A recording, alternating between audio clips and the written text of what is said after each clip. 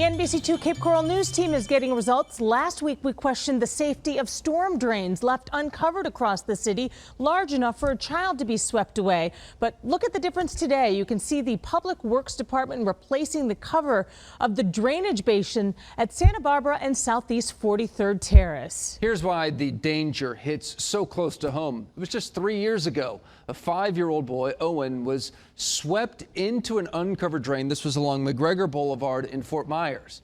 Anchor Chad Oliver covered the story then.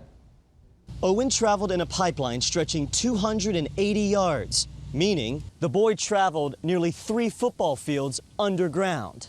Owen was flushed a full block underground through muck and debris and came out scratched and bruised in the Caloosahatchee River, where he was rescued. Right here, and I think some of them right here. Your back. You lost a lot of your hair. You got scalped in the back. Yeah, but guess what? I grew new hair. A life-threatening situation he and his parents will never forget. That case led to storm drains being secured in Fort Myers. NBC2's Levi Ismail is live in Cape Coral, where the same kind of repairs are now happening. Now, neighbors were the ones who actually alerted us to the issue of huge gaps on drainage basins, just like you see here. Well, now the city is taking an effort to try and replace and fix some of these drainage basins. As you can see, it's no longer becoming a problem. Of course, there are areas that when I walk by them, I do avoid them. That was then.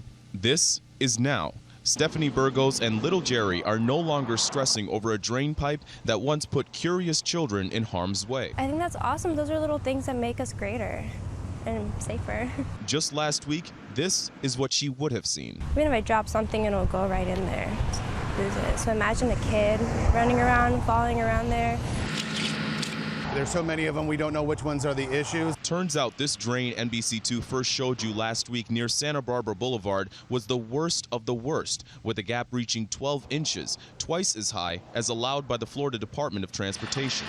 And if there's a box there, we try to replace those boxes. Some of those boxes or storm grates are 50 years old. The city of Cape Coral is replacing all the older style models Going down with brand new ones. Houston, we have landing. And we try to get the worst ones first. Grates on top compensate for smaller weep holes in the event of a flood. Now we can get the risers with the grates and the weep holes, which just makes it look better and less dangerous. These storm drain boxes are in short supply, which means it could take years to replace all the older models. Until then, it's one drain at a time.